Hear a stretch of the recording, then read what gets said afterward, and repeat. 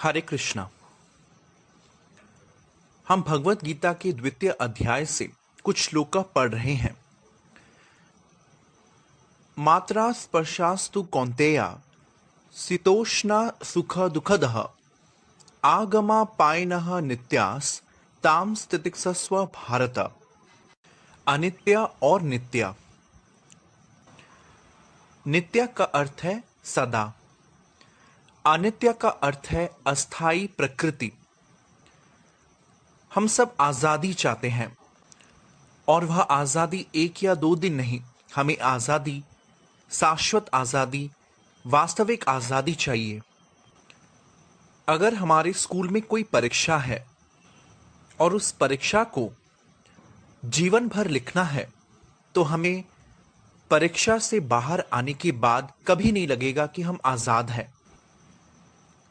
यदि कोई नौकरी है और उस नौकरी में आप बंधुआ मजदूरी कर रहे हैं तो आप अपनी नौकरी में कभी भी आनंद नहीं लेंगे। यह इंसान का स्वभाव है, आत्मा का स्वभाव है कि हम हमेशा खुश रहना चाहते हैं। हम अस्थायी रूप से खुश नहीं होना चाहते, हालांकि हमें केवल अस्थायी खुशी दी जा रही है। भगवत गीता का यह श्लोक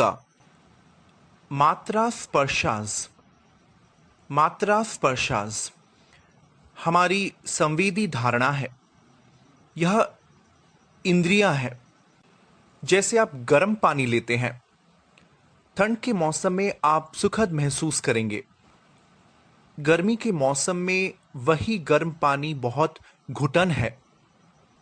इसी तरह सर्दियों में ठंडा पानी आपको बहुत दर्दनाक लगेगा, लेकिन गर्मी के मौसम में आपको वह बहुत अच्छा लगेगा। इसलिए कृष्णा गीता में कह रहे हैं, आगमा अपायनहा। आगमा का अर्थ है वह आता है और फिर से चला जाता है। अपायनहा का अर्थ है गायब हो जाना। अनित्यः, यह अनित्य है। इसलिए हमें इस अनित्य दुनिया में क्या करना है? ताम तितिक्षस्व। तितिक्षस्व का अर्थ आपको सहन करना होगा। हमने दुनिया के कई इतिहासों में देखा है लोगों ने कैसे सहन किया है, दुनिया से कैसे निपटना है, अपने कष्टों से कैसे निपटना है। हमें दूसरों के लिए नेता बनना है। यह पूरी दुनिया बहुत ही अस्थाई अस्तित्व है और जो लोग इस दुनिया में रहते हैं वे पीड़ित हैं या वे अपने स्वयं के कार्यों के अपने परिणामों के अनुसार आनंद लेते हैं। वास्तविक कर्म अर्थ है कि जो भी अस्थाई रूप से आ रहा है उसे कैसे सहन करें और उच्चतर खुशी की तलाश करें। यह श्रेयस और प्रेयस है। श्रेयस का मतलब है जैसे बच्चे स्कूल नहीं जाना चाहते, वे खेलना चाहते हैं, वह है प्रेयस। और श्रेयस का मतलब है माता पिता चाहते हैं कि बच्चों की श्रेयस हो। श्रेयस मतलब बच्चों के शाश्वत कल्याण को देखना। प्रेयस का अर्थ है अस्थायी रूप से वे खेलना चाहते हैं, सच्चाई देखना नहीं चाहते, नौकरी नहीं करना चाहते या कोई अच्छा काम नहीं करना चाहते। तो असली आजादी आपको तभी मिलेगी जब आप अपने श्रेयस को समझेंगे। पूरा देश साल भर में अपना स्वतंत्रता दिवस मनाते हैं। आसपास के बगीचे या खुले मैदान में स्वतंत्रता दिवस के दौरान लोग झंडा लहराते हैं उनकी याद में जिन्होंने देश के लिए काम किया है। हमारे देश में कई लोगों ने कड़ी मेहनत की है, जैसे सुभाष चंद्र बोस, गांधी जी या स्वतंत्रता सेनानी जैसे भगत सिंह। अंग्रेज भारत पर शासन कर रहे थे, इसलिए हमें अंग्रेजों की निर्भरता से बाहर आना होगा और हमें स्वतंत्र होना होगा। इसलिए उन्होंने बहुत मेहनत की और साल में एक बार उन्हें याद करके लोगों को एक प्रेरणा मिलती है कि उन्होंने भारतीयों के कल्याण के लिए कितनी मेहनत की। इसलिए भारतीयों को उन्हें याद रखना चाहिए, यह दायित्व है। ठीक उसी तरह अन्य देशों में जैसे नेल्सन मंडेला ने अपने देश के लिए काम किया। फ्रांस में नेपोलियन था। फ्रांस में हर जगह नेपोलियन की मूर्तियां हैं। वास्तव में वह बहुत कठिन परिस्थिति है जब एक देश दूसरे देश को अपने अधीन करना चाहता है, बल से या व्यावसायिक उद्देश्यों के लिए। वे उस राष्ट्र के नागरिकों की आजादी को रोकना चाहते हैं। तो आजादी कहां है? जैसे नेताजी सुभाष चंद्र बोस दुनिया भर में विभिन्न सेनाओं के साथ हाथ मिलाकर अंग्रेजों को आतंकित किया ताकि वे भारत छोड़ दें। वास्तव में ऐसा हुआ कि सुभाष चंद्र बोस ने अंग्रेजों को धमकी दी कि वे कुछ नहीं कर सकते, क्योंकि भारतीय राष्ट्रीय सेना, जिसमें वास्तव में केवल भारतीय ही थे, और अंग्रेज गोरखा सैनिकों और पंजाबी सैनिकों का उपयोग करते थे अन्य देशों को हराने के लिए। ब्रिटिश सेना भारतीय राष्ट्र सेना को, जिसको बाद में सुभाष बोस ने भारतीय राष्ट्र सेना कहा, जिसमें सिर्फ भारतीय ही थे। वास्तव में अंग्रेज गोरखाओं और पंजाबी सैनिकों का इस्तेमाल करते थे, जिनमें मूल रूप से क्षत्रिय भावना थी। श्रीला प्रभुपाद जब विदेश गए थे, उन्होंने 1960 का वियतनाम युद्ध को देखा। दरअसल अमेरिका सैनिकों को भर्ती करने में कठिनाई महसूस कर रहे थे। एक मसौदा अदालत थी और वे युवाओं को सेना में शामिल होने के लिए मजबूर करते थे। शीला प्रभुपाद ने कहा कि भारत में ऐसे कोई कठिनाई नहीं, क्योंकि मूल रूप से वे क्षत्रिय भावना रखते हैं। भारतीय लोगों में इस प्रकार के क्षत्रिय आत्मा है। क्षत्रिय का अर्थ है शुरू से सैन्य स्वभाव का होना। संस्कृति इन अच्छे गुणों को देती है। आप एक सैनिक बन सकते हैं, एक त्यागी बन सकते हैं, पूरे समाज की सेवा कर सकते हैं। यह भारत की संस्कृति का हिस्सा था। भारत एक बहुत ही प्रसिद्ध आर्थिक या सांस्कृतिक रूप से प्रसिद्ध राष्ट्र था। क्यों पुर्तगालियों को व्यापार करने के लिए भारत आना पड़ा? क्यों अंग्रेजों को व्यापार करने के लिए भारत आना पड़ा? क्योंकि भारत के पास सभी संसाधन थे। भारत अपने संसाधनों के लिए, संस्कृति के लिए प्रसिद्ध था। लेकिन भारतीयों ने सोचना शुरू कर दिया कि वे दूसरों की तुलना में कुछ कम कर रहे हैं और गोरी त्वचा के लिए कमजोरी है। और हम आमतौर पर महसूस करते हैं कि पश्चिम में लोग पूर्व की तुलना में बेहतर है, इसलिए हम पश्चिमी दुनिया को नकल किया, यह सोचकर कि हमें खुशी देगा। हम प्रौद्योगिकी के खिलाफ नहीं है, हम आधुनिक विज्ञान के आधुनिक विकास के खिलाफ नहीं है, लेकिन हमें इस महान राष्ट्र, हमारी संस्कृति द्वारा दिए गए कल्याण को जानना चाहिए। हमारी चेतना को विकसित करते हुए हमें पूरी दुनिया में अच्छे परिणाम मिले।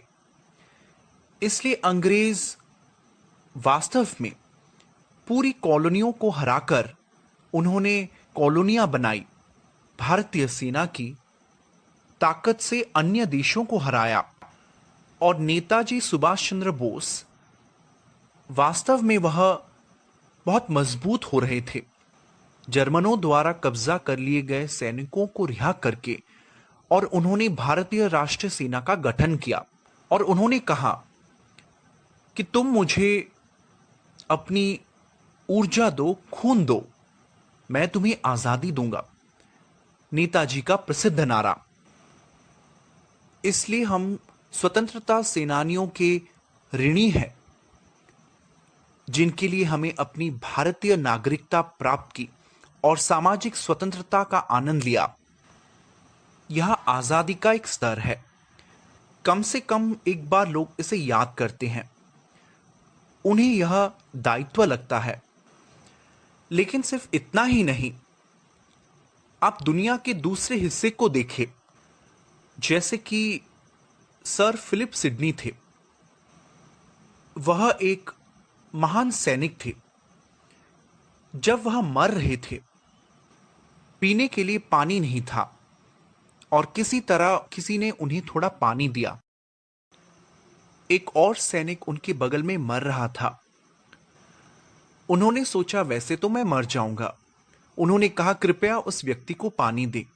वह अपनी दया स्वभाव के लिए पूरी दुनिया में जाने जाते थे। हमारी संस्कृति में है कि अगर कोई अपने देश के लिए शहीद होता है तो उसे खुशी का एक उच्चतर जन्म मिलता है। और अगर आप इस दुनिया में रहते हैं, अगर आपने किसी पर जीत हासिल किया है तो आपको अच्छी यादें मिलेगी, लोग आपको याद करेंगे। यदि आप शहीद होते हैं, आपकी याद में मूर्तियां बनाते हैं जिन्होंने राष्ट्र के लिए लड़ी है, उनकी महिमा हर जगह बोली जाती है। दुर्भाग्य से भले ही लोग दुनिया के लिए काम कर रहे हों, न ही वे स्वयं या उनके आसपास के लोग उनसे बहुत खुश होते हैं। किस तरह महान नेता मर जाते हैं, अपने दुश्मनों द्वारा मारे गए, अपने देशवासियों द्वारा मारे गए।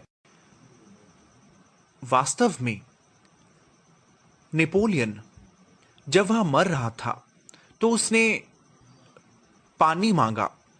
अंग्रेजों ने उन्हें कब्जा किया था और उन्होंने उसे घोड़े का मूत्र दिया। कितनी दुर्भाग्यपूर्ण स्थिति। हालांकि यूरोप में उसका आतंक था, इसलिए जब वह दुश्मन सैनिकों ने उसे कब्जा किया, उसे जबरदस्ती घोड़े का मूत्र पीने के लिए कहा गया। हम देखते हैं कैसे मरने के बाद उन्हें अलग अलग नाम दिए गए। यह सामाजिक आजादी है। निश्चित रूप से आजादी जरूरी है। भगवत गीता में कृष्णा अर्जुनों से कहते हैं, तुम चुप मत बैठो, तुम्हें उठकर लड़ना होगा। ताम तितिक्षस्व भारता, आपको एक पक्ष सहन करना होगा। और कृष्णा कह रहे हैं, माम अनुस्मरण युद्ध च, मेरे बारे में सोचो, युद्ध करो। कृष्णा कभी नहीं कहते तुम चुपचाप बैठ जाओ और ध्यान करो, तुम मेरे प्रिय मित्र हो। अर्जुन, तुम अपनी आंखें बंद कर लो, तुम सो जाओ, मैं लड़ूंगा तुम्हारे लिए।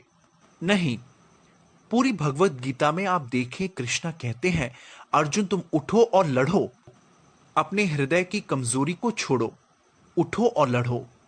यह भगवत गीता है। ऐसा नहीं कि शांत जगहों पर ध्यान करो जहां तुम अपने गुरु का ध्यान करो।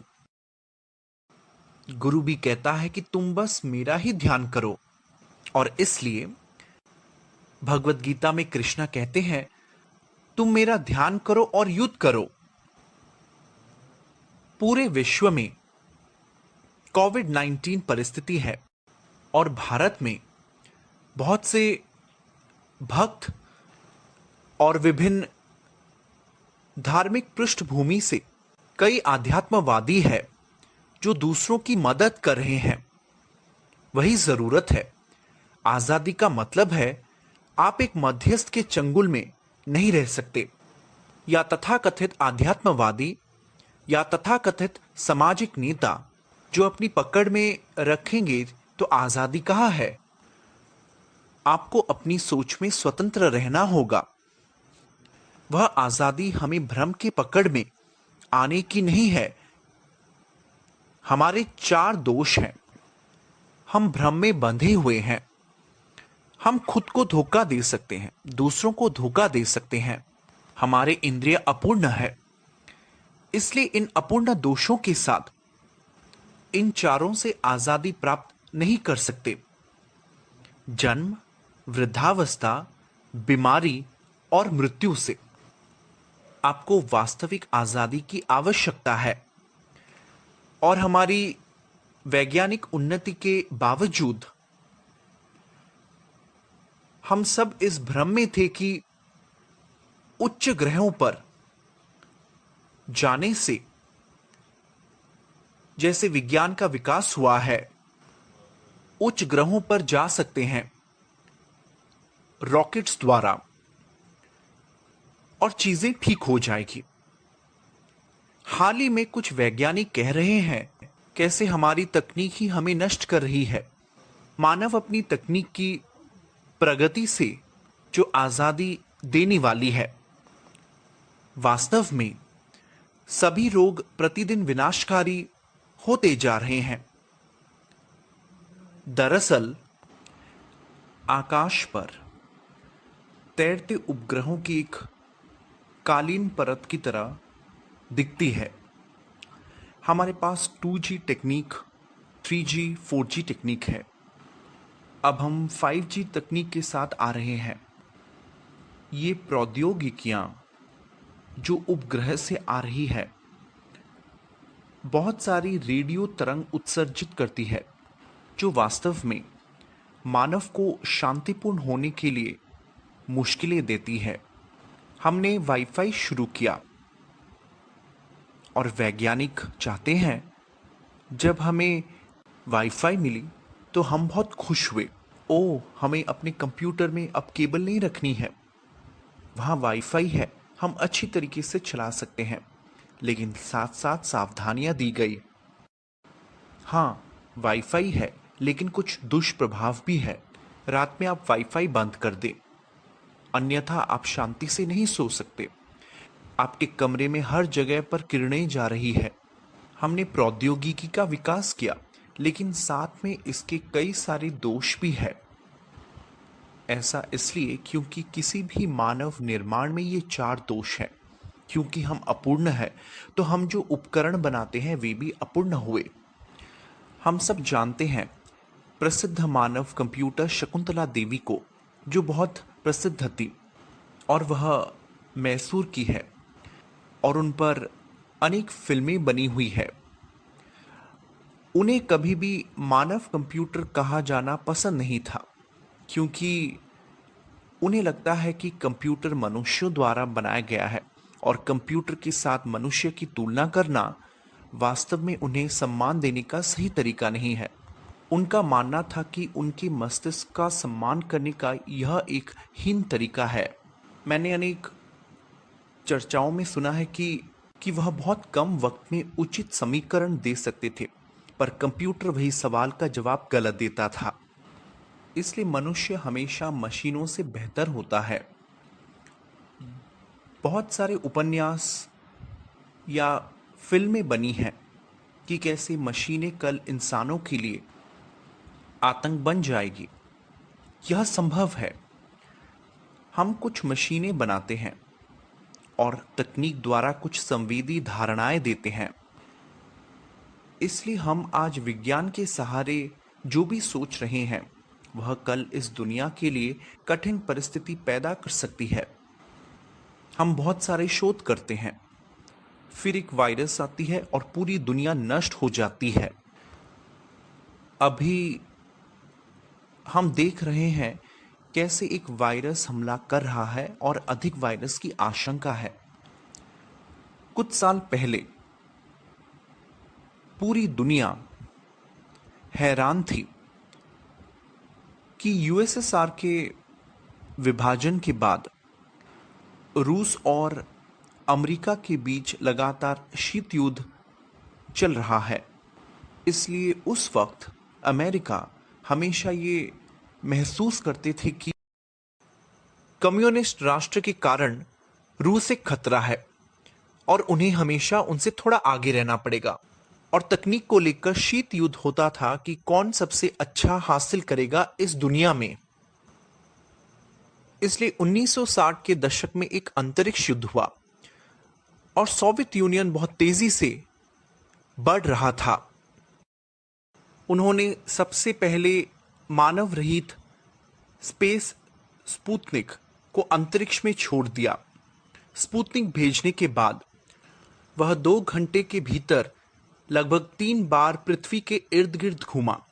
इसलिए सापेक्षता का सिद्धांत मतलब यदि आप एक उच्च स्थान पर जा रहे हैं तो हमारा दिन और रात, और जब आप उच्च समय और अंतरिक्ष में यात्रा कर रहे हैं वह अलग है। इसलिए हमारे वैदिक साहित्य में भी है कि कैसे देवता समय और हमारा समय अलग है। इसलिए हम वैदिक ज्ञान से सीखते हैं कि उच्च ग्रह कैसे हैं और मध्य ग्रह कैसे हैं और निम्न ग्रह कैसे हैं। इसलिए यह सबको स्वतंत्र रूप से नहीं बल्कि वास्तविक शिक्षकों की मदद से सीखना है। तो आप देख सकते हैं कैसे अमेरिका और सोवियत यूनियन के बीच अंतरिक्ष युद्ध हुआ था। वे तो कुछ भी करने के लिए तैयार थे, चाहे झूठ का सहारा क्यों ना ले।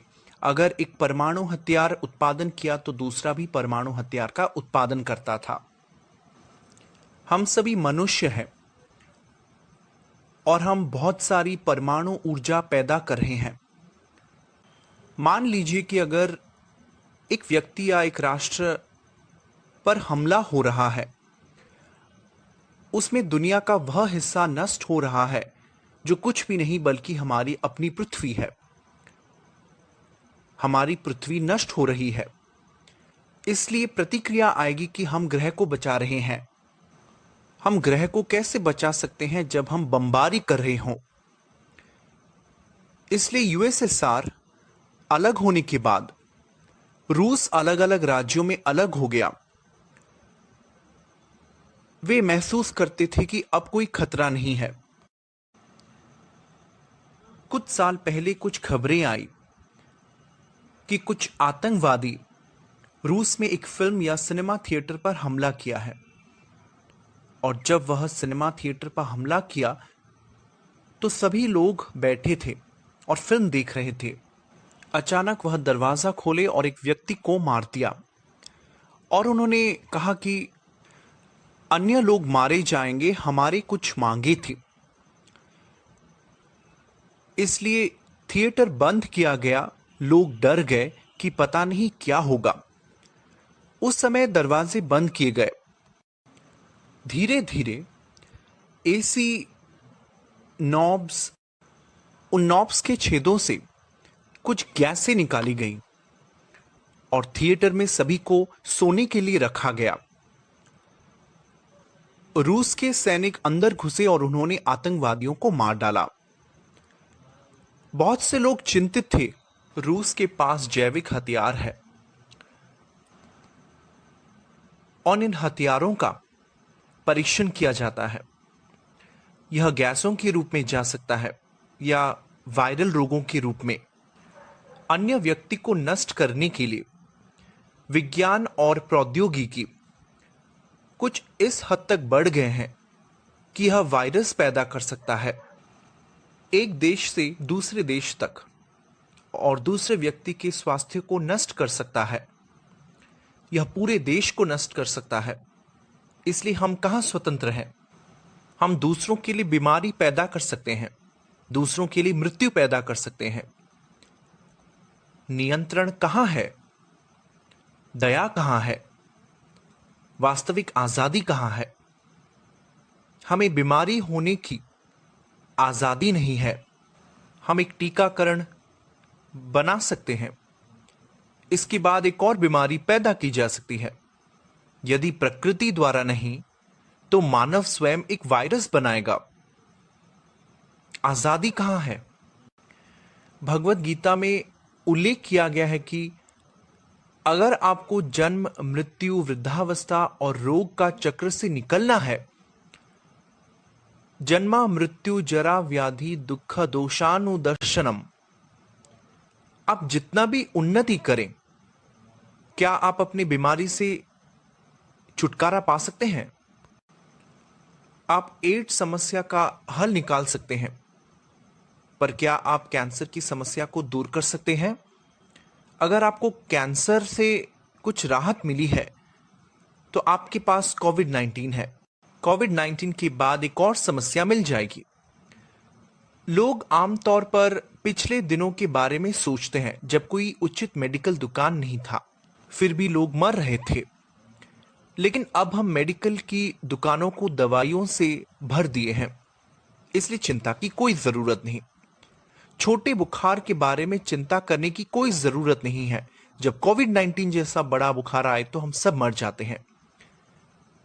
मरने पर भी कोई दया नहीं है। लोगों के शवों को उठाया जा रहा है। ऐसा जटिल सभ्यता है जिसे हमने अब सभ्यता की उन्नति के नाम पर बना दिया है। आजादी कहां है? अच्छी सांस लेने की आजादी नहीं है। कार्बन मोनोऑक्साइड, रोज हमारे वाहन कार्बन मोनोऑक्साइड का इतना उत्सर्जन करते हैं कि हमें सांस लेने के लिए जितनी ऑक्सीजन चाहिए उतना भी हमें नहीं मिलता। दुनिया के कई प्रदूषित शहरों में ऑक्सीजन केंद्र है। आप उन ऑक्सीजन केंद्र में जा सकते हैं जैसे आप कॉफी शॉप या जूस सेंटर में जाते हैं। आप ऑक्सीजन की दुकान में जाते हैं, थोड़ी देर के लिए सांस लेकर कुछ डॉलर का भुगतान करते हैं। जूस या चिकित्सा सुविधा की तरह नियमित तो नहीं, लेकिन आपको करना होगा। बहुत से लोगों का शिकायत है कि कोविड-19 के दौरान ताज़ी हवा के लिए, ऑक्सीजन प्राप्त करने के लिए आपको हजारों खर्च करने होंगे। तो आजादी कहां है? लोग स्वतंत्र रूप से सांस लेते थे। हमने कारखाने बनाए, उद्योग बनाए और अभी सांस लेने के लिए आपको पैसे देने हैं। हमारे पास ताजा, ठंडा, साफ पानी उपलब्ध है। अब हमारे पास उद्योग है और उद्योगों से प्रदूषण हो रहा है और हर नदियों को अच्छी तरह से प्रदूषित की जा रही है। कोविड-19 लॉकडाउन के दौरान हम सबने तो अलग अलग चैनलों द्वारा जारी किए गए वीडियो को देखा है, कैसे जानवर स्वतंत्र रूप से बाहर निकल रहे हैं। प्रकृति कैसे बहुत अच्छी तरीके से खुद को फिर से जीवंत करने की कोशिश कर रही है। प्रकृति की क्या क्या सफलता है और मानव कैसे अन्य जानवरों के लिए आजादी नहीं दे रहे हैं। अगर आप इस देश के नागरिक कहते हैं, अगर मैं खुद को दावा करता हूं कि मैं एक भारतीय हूं, तो अन्य जानवरों के लिए भी यही अधिकार होनी चाहिए। हम ये नहीं कह सकते कि अन्य जानवर केवल नागरिक नहीं है, मैं ही नागरिक हूं। सब प्रजा थे। प्रजापति या नरपति राजा, जिसे नरपति कहा जाता था, जो अपनी प्रजा की रक्षा करता था।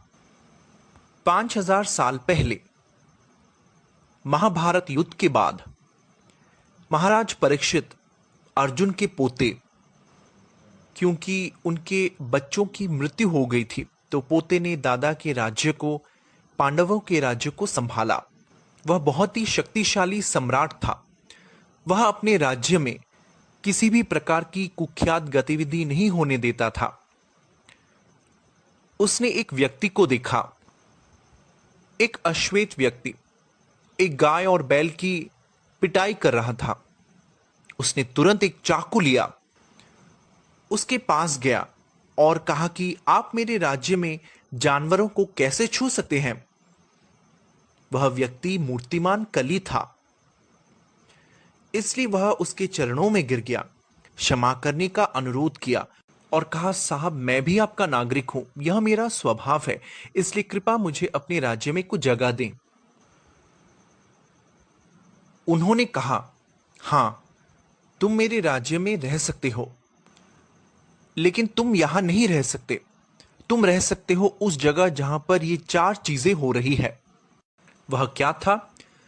जहां जानवरों की हत्या हो रही है, जहां जुआ हो रहा है, जहां नशा हो रहा है और जहां वैश्यालय है, आप वहां जाकर रह सकते हैं।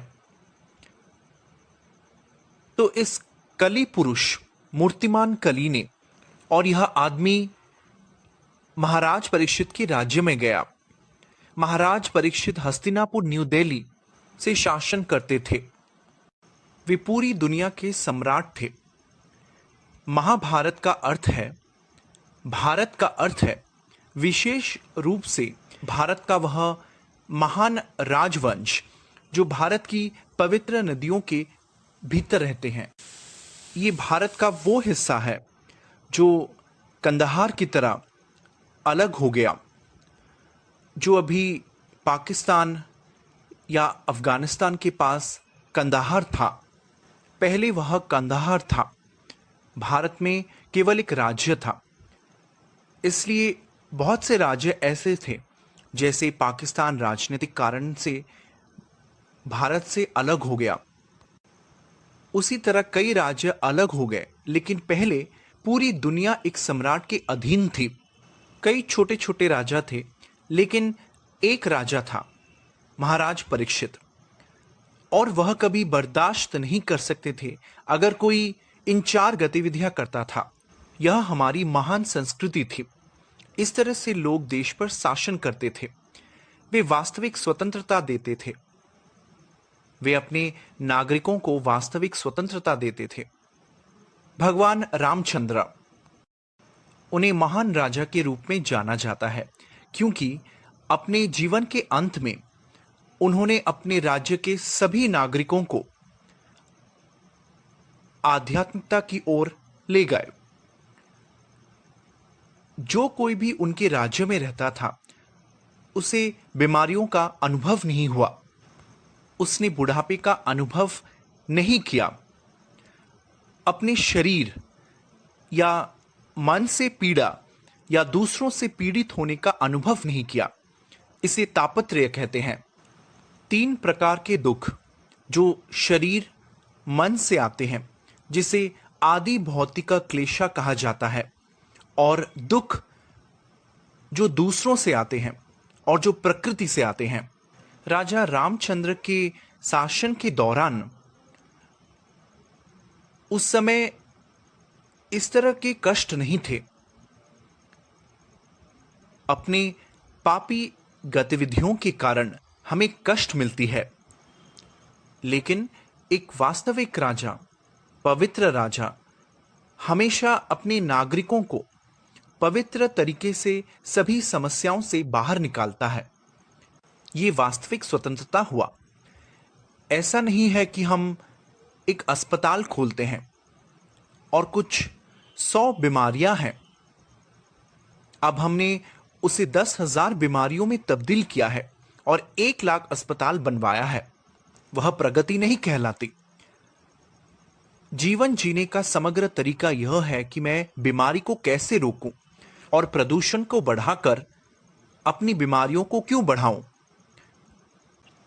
ऐसे कुछ स्वास्थ्य पोषण विशेषज्ञ हैं जो हमें ये कहते हैं कि कैसे हम अच्छे फल खाकर ऊर्जा प्राप्त कर सकते हैं, और वे खुद को बता रहे हैं कि कृपया इन फलों को ना लें, क्योंकि वे बहुत जहरीले हो रहे हैं। इनमें बहुत सारे रसायन डाले जाते हैं, दूध में रसायन मिलाए जाते हैं, खाद्यान्नों में रसायन मिलाए जाते हैं।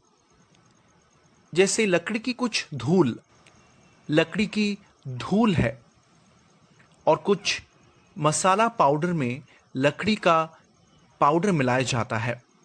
यह दिन प्रतिदिन अधिक से अधिक जहरीला बनता जा रहा है। कुछ 2 दशक पहले हल्दी में वे कुछ मैदा पाउडर मिला रहे थे, और अब पिछले साल कुछ मामलों में यह पता चला कि कुछ मिर्च पाउडर में, दक्षिण भारत में जो मिर्च उत्पादन के लिए प्रसिद्ध है, मिर्च पाउडर में वे इंक पाउडर मिला रहे थे। तो आप देखिए, जब कभी भी बड़े पैमाने पर उत्पादन होता है, इस तरह के थोड़े बहुत मिलावट तो होता है। तो आजादी कहां है? हम सभी सोच रहे हैं कि हम दिन प्रतिदिन आगे बढ़ रहे हैं, और संस्कृति, धर्म की सामाजिक संस्कृति का मतलब है कि वे लोगों से केवल प्रार्थना करने को कहते हैं। और अच्छी संस्कृति में होने का क्या फायदा है?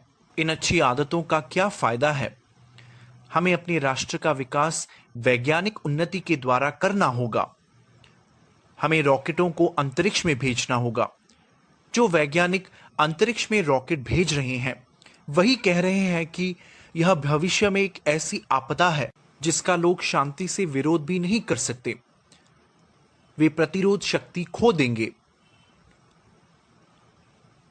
क्या आप इन मोबाइलों की कल्पना कर सकते हैं जो हमारे पास होती है, यही मोबाइल तो हमें विभिन्न तरीके से परेशानी में डाल सकते हैं। वे इस तरह से डिज़ाइन होते हैं कि यदि आप एक टच स्क्रीन मोबाइल लेते हैं तो आप उसे छोड़ नहीं सकते। आप भले ही आत्मनियंत्रित शिक्षित व्यक्ति या अशिक्षित व्यक्ति हैं, आप एक लड़की लड़का जो भी आप हैं, यहां तक कि अगर आप स्वयं संयमित व्यक्ति हैं तब भी आप इसे टाल नहीं सकते हैं। इसे इस तरह से डिजाइन किया गया है। उसमें कुछ लघु गुणक मौजूद है जिसे इस तरह से डिजाइन किया गया है कि उसे खोलते ही एक के बाद एक के बाद एक खुलता रहता है। आप सोचते हैं यह बहुत अच्छा है, बहुत अच्छा है, इसमें मेरी खुशी है। और जब भी आप कुछ देखते हैं तो वह आपको गुदगुदाएगा। जैसे कि जब आप कुछ पी रहे हैं तो यह आपकी जीभ को गुदगुदी करेगा और आपको लगेगा कि ओह मुझे अच्छा लगा, मुझे और अधिक लेना है। कुछ ऐसा ही खाद्य उद्योग करते हैं। जब वह किसी भी स्नैक्स बनाते हैं उसमें कुछ चीनी या कुछ इस तरह से मिलाया जाता है कि आप उसके दीवाने हो जाते हैं और उसे एक बहुत रंगीन पेपर या रैपर में डालकर उसका विपणन किया जाता है। और बच्चे पूछेंगे नहीं मुझे वह चाहिए, मुझे इस तरह के चिप्स या स्नैक्स चाहिए। और आप जितना खाएंगे और उतना ही आपका शरीर खराब होगा। स्वतंत्रता कहाँ है? इस शरीर में हमारी वास्तविक स्वतंत्रता एक बहुत ही स्वस्थ जीवन हुआ करती थी। और हमारी संस्कृति में सुबह जल्दी उठने के लिए कहा गया था। आपको सुबह जल्दी उठना होगा, आपको उचित व्यायाम करना होगा, आपको उचित योग, आपको ठीक से ध्यान करना होगा, अपने दिमाग को शांत रखना होगा। यह हमारी संस्कृति है। भगवत गीता में है युक्त आहारस्य विहारस्य। जो व्यक्ति अधिक सोता है या कम सोता है, जो अधिक खाता है या जो कम खाता है, वह योगी नहीं हो सकता। अपनी आदतों को नियंत्रित करना होगा। जो अपनी आदतों को नियंत्रित नहीं कर पाता वह सच्चा योगी नहीं बन सकता। हमारी भगवत गीता में कई महान विज्ञान छिपा है। हमें लगता है भगवत गीता आध्यात्मिक है, अच्छा है, अगरबत्ती या पूजा के साथ इसकी पूजा होनी चाहिए, मैं सभी रिवाजों का पालन करता हूं, लेकिन मैं गीता की भावना को नहीं लेना चाहता। भगवत गीता केवल पूजा करने के लिए नहीं है या केवल यह देखने के लिए नहीं है कि यह बहुत अच्छी पुस्तक है, मैं इसकी पूजा करूंगा, मैं इसका ध्यान करूंगा। आपको भगवत गीता के निर्देशों पर ध्यान करना है। अर्जुन सबसे ज्यादा उदास थे। किसी भी प्रकार की स्वतंत्रता नहीं थी। वह पूरी तरह से अपनी इंद्रियों पर निर्भर था। केवल इंद्रियों से दूर रहकर हमें स्वतंत्रता मिल सकती है। हमारी इंद्रियां पूरी तरह से हमें पकड़ रही है। भगवत गीता में रथ का आरेख दिया गया है। हमारे शरीर की तुलना रथ से की गई है और इस रथ में प्रत्येक इंद्रियों की तुलना हमारी आंखों, कानों, नाक, हमारी जीभ की तुलना घोड़ों से की गई है। और जो व्यक्ति इसे चला रहा है वह बुद्धि है और ड्राइविंग उपकरण को हमारा दिमाग माना गया है। और जो व्यक्ति पीछे बैठा है वह स्वयं है। इसलिए इंद्रियां घसीट रही है। जैसे कि हम कुछ देख रहे हैं, कुछ सुंदर चीजों को देखकर हम उस तरफ चलते हैं। उसी समय हमारी जीभ कहेगी नहीं नहीं, तुम पहले खाओ, उसे मत देखो। तब आपकी जीभ आपको एक दिशा में खींचेगी। फिर आप कुछ संगीत सुनते हैं, संगीत कहेगा कि नहीं नहीं, तुम मुझे सुनो, तो वह आपको एक दिशा में ले जाएगा। कल्पना करें कि जब आपके शरीर के इंद्रियां आपको अलग अलग दिशाओं में घसीटते हैं तो आपको घुटन होती है। कुछ ऐसे ही हमारे आधुनिक यंत्र है। आप बहुत सारी अस्वास्थ्यकर खाने की आदतों के आदी हो जाते हैं। सिर्फ उतना ही नहीं, आप अपने मोबाइल और वीडियो गेम के साथ जुए की मनोदशा में आते हैं। जीवन में कोई लक्ष्य नहीं है। प्रौद्योगिकी इतना बढ़ चुका है लेकिन हम नहीं जानते आगे कुछ दिनों में क्या होगा। पूरी दुनिया में बहुत सारे सुपरमार्केट्स हैं जो एसी कमरों से सजाया गया है, लेकिन वहां कोई भोजन उपलब्ध नहीं है। तो हमारी अपनी पृथ्वी को नष्ट करने के लिए प्रौद्योगिकी और उन्नति का क्या उपयोग है? हम अपनी इंद्रियों पर निर्भर होते जा रहे हैं। अपनी इंद्रियों से स्वतंत्र होकर ही हमें स्वतंत्रता प्राप्त करनी है। वह स्वतंत्रता थी ध्यान और उच्चतर सुख पर, कम खुशी के प्रति आकर्षित न हो। यह भगवद गीता का उपदेश है कि जब आप इंद्रियों के झूठे आनंद से बाहर निकलने में सक्षम होंगे, आपको उच्च खुशी मिल सकती है। इंद्रियों का यह आनंद बहुत अस्थायी है, और जब आप इंद्रियों का आनंद लेना चाहते हैं तो यह इंद्रियां आपको बार बार खींचेगी। तो भगवद गीता या महाभारत जैसे कि मैंने आपको बताया कि वह वृहत्तर भारत का इतिहास है। पूरा विश्व भारत था। इसलिए जब भी हम अपना स्वतंत्रता दिवस एक बार मनाते हैं, हमें अधिक से अधिक भारत के गौरव को याद रखना चाहिए, न कि हम अपने स्वतंत्रता नेताओं, स्वतंत्रता सेनानियों की प्रतिमाओं को साफ करके कुछ सम्मान दिखाते हैं, उन्हें सलाम करते हैं और फिर उन्हें भूल जाएं। हमें अभी सामाजिक स्वतंत्रता मिली है, लेकिन वह भी सीमित हो जाती है जब आप प्रकृति से लड़ते हैं। भौतिक प्रकृति से लड़ने के लिए हम इतने शक्तिशाली नहीं हैं। भौतिक प्रकृति बहुत शक्तिशाली है। आप अधिक से अधिक प्रदूषण करके उस पर हमला करते हैं और वह आपको वापस जवाब देगा। इसलिए हम सब प्रतिबंधित हैं। पहले एक गांव था और उस गांव में आपके दोस्त थे। आपके आसपास कुछ गांव हो सकते हैं जहां पर आपके रिश्तेदार रहते थे। फिर हमने परिवहन विकसित किया। जब अंग्रेजों ने भारत में परिवहन लाया तो उन्होंने कहा कि हम पूरे भारत में सभी गांवों को जोड़ रहे हैं ताकि आप पूरे भारत की लंबाई और चौड़ाई में यात्रा कर सकें। लेकिन वास्तव में वह सभी संसाधनों को इंग्लैंड ले जाना चाहते थे। इसलिए उन्होंने उन दिनों भारतीय रेलवे, ब्रिटिश रेलवे बनाया। बहुत बड़ी रेलवे लाइन थी और एक जगह से दूसरी जगह से हम जुड़ने लगे। वैश्वीकरण के बारे में सोचना शुरू किया। जब आप वैश्वीकरण करेंगे तो लोग बहुत खुश होंगे। इसलिए हमारे आसपास के गांव में दोस्त और रिश्तेदार थे। अब पूरी दुनिया इंटरनेट, वैश्वीकरण और अनेक कारणों की वजह से छोटी हो गई है, लेकिन दुर्भाग्य से भोजन उपलब्ध नहीं है। हम यहां से अमेरिका को भोजन निर्यात करते हैं, लेकिन हमारे अपने स्थान पर जहां बड़े बड़े सुपरमार्केट्स हैं, वहां पर कोई चावल नहीं है, ना दाल उपलब्ध है। अगर आपको अच्छा भोजन लेना है तो वह बहुत महंगा है। इसलिए लोग कुछ सुपर बाजारों पर निर्भर नहीं थे। हमने शहरों को बनाया और फिर बड़े पैमाने पर निर्माण करना शुरू किया, और फिर हम सुपर बाजारों पर निर्भर हुए। हमें अपना भोजन नहीं मिल रहा। पहले हर गांव में सबसे गरीब आदमी के पास एक गाय और कम से कम आधा एकड़ का जमीन था।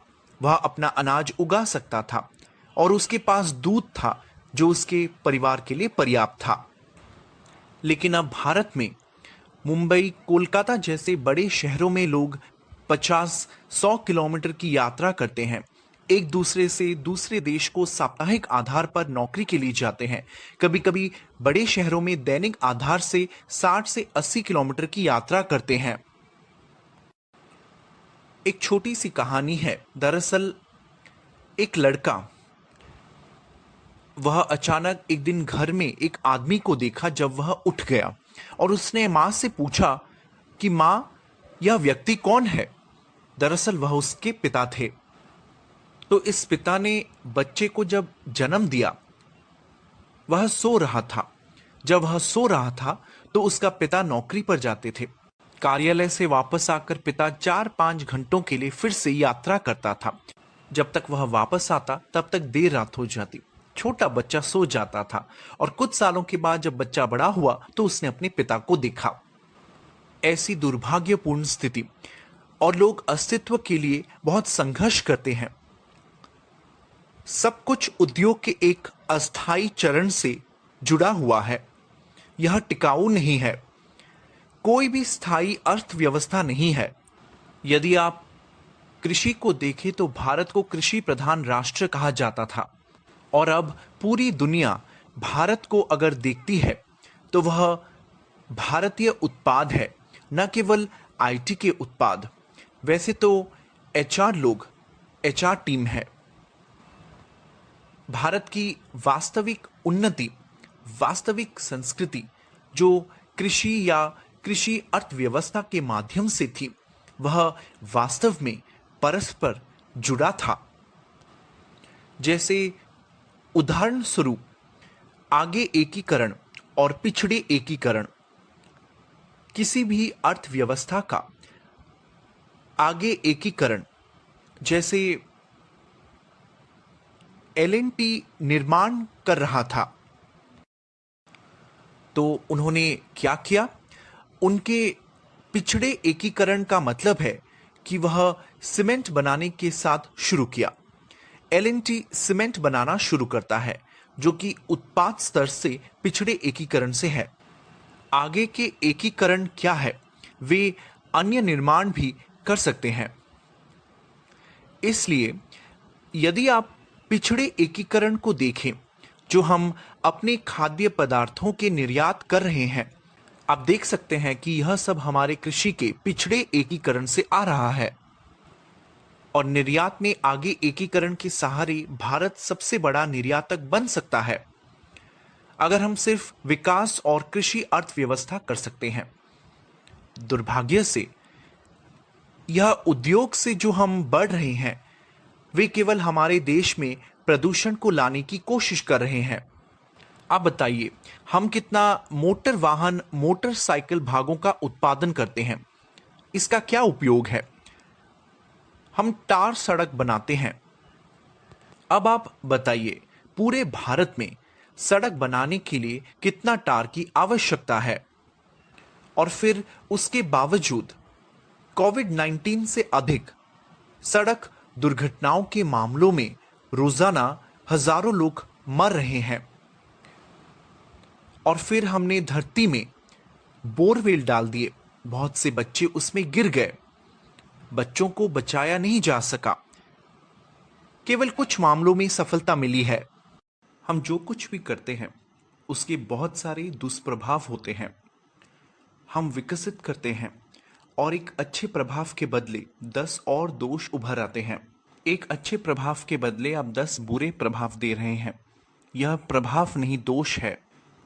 इसलिए जब लोग खुशियां बनाने की कोशिश करते हैं, वह वास्तविक खुशी होनी चाहिए। हम स्वतंत्र होने की कोशिश कर रहे हैं, वह वास्तविक स्वतंत्रता होनी चाहिए। हम वास्तविक स्वतंत्रता, वास्तविक आनंद चाहते हैं, और इसे स्वस्थायी अर्थव्यवस्था द्वारा प्राप्त किया जा सकता है, जिसे भगवत गीता में समझाया गया है। कृषि गोरक्षा वाणिज्यम। कृषि अर्थात कृषि, गोरक्षा अर्थात गायों की रक्षा, और गाय और बैल, बैल शक्ति, घोड़ा शक्ति, उसका उपयोग कृषि में होता था। अब तकनीक में हमारी प्रगति के बाद किसानों ने अपनी नौकरी खो दी। वे शहरों में चले गए, बस्तियां विकसित हुई। हम अभी भी अर्थव्यवस्था के भौतिक पक्ष को विकसित करना चाहते हैं। हम मशीनों के दुश्मन नहीं हैं, हम प्रौद्योगिकी के दुश्मन नहीं हैं। हम केवल इच्छा रखते हैं कि हमारे विज्ञान को आगे बढ़ाने के लिए समग्र तरीके से सोचना चाहिए, ताकि अन्य जीवित संस्थाओं को नुकसान न पहुंचे। आप देखें, पहले धार्मिक समारोह जो सिर्फ नाम के धार्मिक है, वास्तविक धर्म कभी सिफारिश नहीं करेगा कि आपको भगवान के लिए किसी जानवर को मारना होगा। वास्तव में महाभारत और कई अन्य धर्म ग्रंथों में उल्लेख किया गया है कि कलयुग में, जिसकी आयु 4,32,000 वर्ष है, जिसका उल्लेख भगवत और अन्य पुराणों में किया गया है, कि ऐसे 5 चीजें हैं जो कलयुग में निषेध है। और एक महत्वपूर्ण बात है, अश्वमेधम गवालंब्यम। बैल और गाय जैसे जानवरों को मारने के लिए जिन्हें पिछले युगों में अनुमति दी जाती थी, उन दिनों पुजारी या संत जो वैज्ञानिक की तरह थे, बहुत ही उन्नत थे।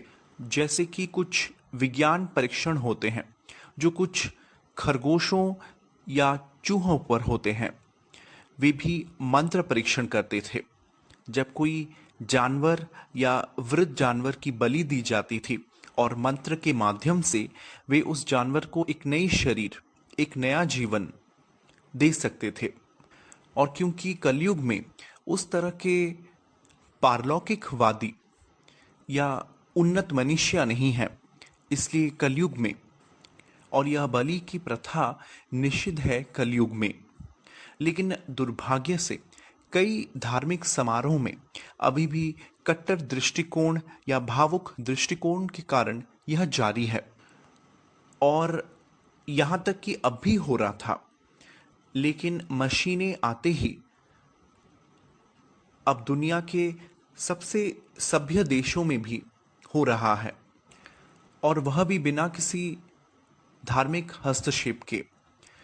लोग सोचते हैं कि जब जानवर मारे जाते हैं और धर्म इसे मारने की अनुमति देती है, उन्हें लगता है कि धर्म इन सभी बकवास को रोकना चाहिए।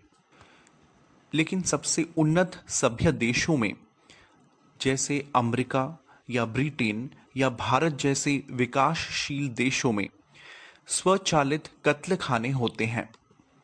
आप एक बार में 1 लाख गायों को मार सकते हैं। क्या यह उन्नति है? अगर हमें लगता है कि यह उन्नति है, तो हम देखेंगे कि हमें भौतिक प्रकृति के प्रकोप पर अधिक से अधिक निर्भर करना होगा। हमें भुगतना होगा। कोई स्वतंत्रता नहीं होगी। आपको अधिक से अधिक निर्भर करना पड़ेगा। रोगों से कभी मुक्ति नहीं मिलेगी। अधिक से अधिक बीमारियों का सामना करना पड़ेगा। लेकिन कलिर दोष निधे राजन अस्तिरेको महान गुणान। कली की यह उम्र निश्चित रूप से बहुत बहुत कठिन है, लेकिन कीर्तनादेव कृष्णस्य मुक्त संगम परम व्रजेत। यदि आप इस वैदिक साहित्य का ज्ञान लेकर भगवान हरि के नामों का पाठ कर सकते हैं, तो उचित बुद्धि के लिए उचित चेतना होना आवश्यक है। यदि आपको दूसरों के लिए समाधान करना है, तो पहले अपनी मदद करना सीखें। ठीक उसी तरह एक नेता सबसे पहले खुद का कैसे नेतृत्व करे वह सीखे। इसलिए हमें यह जानना चाहिए कि वास्तव में स्वतंत्र होकर या स्वतंत्र होकर वास्तव में स्वतंत्र कैसे होना चाहिए। जैसे कुछ अंधे लोग हैं, एक शराबी है, वह पूरी तरह से नशे में है और एक सड़क पर खड़ा है। 4-5 शराबी भी सड़क पर खड़े हैं और वे एक पुल पर चल रहे हैं, और एक व्यक्ति कहेगा, दोस्त मैं तुम्हें ले जाऊंगा, चिंता मत करो। वह एक शराबी है। यदि वह एक शराबी है, तो वह एक और शराबी को कैसे भगाएगा? एक साथी पुल से गिर जाएगा और अन्य सभी शराबी भी पुल से गिर जाएंगे। यह एक तथाकथित नेता पर निर्भरता नहीं कहा जाता है। निर्भर होना गलत नहीं है, लेकिन सही लोगों पर निर्भर रहना होगा। एक बच्चे को अपने माता पिता पर निर्भर रहना पड़ता है। उसी तरह एक छात्र शिक्षक पर निर्भर करता है। ऐसा नहीं कि मैं अपने शिक्षकों से, अपने माता पिता से, अपने आश्रम से स्वतंत्र होना चाहता हूं। यह तो सिर्फ मूर्ख विद्वान या क्रांतिकारी है जो सोचते हैं कि बच्चा माता पिता से क्रांति कर और अपनी जिंदगी में आगे चले जाए। आप सिगरेट पी सकते हैं, आपको स्वतंत्र होना होगा। आप उन्नति कर रहे हैं, आप शराब ले सकते हैं, इसमें गलत क्या है? इसे स्वतंत्रता नहीं कहा जाता। आप अपनी इंद्रियों के सेवक बन रहे हैं। आप अपने शरीर को नियंत्रित करने में सक्षम नहीं है, वह आपको बीमारियों में डाल रहा है, तो आप कैसे स्वतंत्र हुए? आपके लिए आजादी कहाँ है? विद्वान आपको खुश करने में सक्षम क्यों नहीं है? इसी कारण इतनी उन्नति के बावजूद लोग उदास होते जा रहे हैं। वे नशे के इतने आदी हो जाते हैं कि वे अपनी सिगरेट तक नहीं छोड़ पाते। एक आदमी बहुत बड़ी हस्ती है जो शराब नहीं छोड़ सकता था। हालांकि डॉक्टरों ने कहा कि आपका यकृत नाकाम हो चुका था, आप कृपया अपनी आदत छोड़ दें। उन्होंने कहा कि मुझे मरना मंजूर है, लेकिन मैं एक दिन के लिए शराब नहीं छोड़ सकता। वह एक दिन के लिए भी शराब नहीं छोड़ सकता। तो क्या फायदा इस स्वतंत्रता का, धन शक्ति का, उसकी शिक्षा, उसकी उन्नति का? ऐसे लोग हैं जो अपने बच्चों को गुस्से में मारने के लिए तैयार है। आपकी स्वतंत्रता कहां है? अपने बच्चे को मारना क्या स्वतंत्रता है? कोई प्यार नहीं है, कोई वास्तविक स्नेह नहीं है, तो यह पूरी दुनिया खुशी की भावना के बिना एक बहुत ही कृत्रिम स्थान बनती जा रही है और हम अधिक से अधिक निर्भर होते जा रहे हैं और हम अपने स्वयं के इंद्रियों के जेल में डालते जा रहे हैं। इसलिए हमारी यह इच्छा है कि हम सभी भगवत गीता की शिक्षाओं को ग्रहण करें और यह जाने कि वास्तविक स्वतंत्रता क्या है, जो इस शरीर के साथ नहीं पहचानी जाती है, बल्कि यह समझना कि यह भौतिक प्रकृति क्या है, हम इससे कैसे संबंधित हो सकते हैं, सर्वोच्च ईश्वर क्या है, हम उसके साथ कैसे संबंध रख सकते हैं, भौतिक प्रकृति के चंगुल से कैसे निकले, माया के चंगुल से, भ्रम से। यह उम्मीद है कि हम सभी अपनी जिंदगी में इसे अधिक से अधिक सीखें और वास्तविक स्वतंत्रता हासिल करने के लिए इसे गंभीरता से लें। जय जगन्नाथ।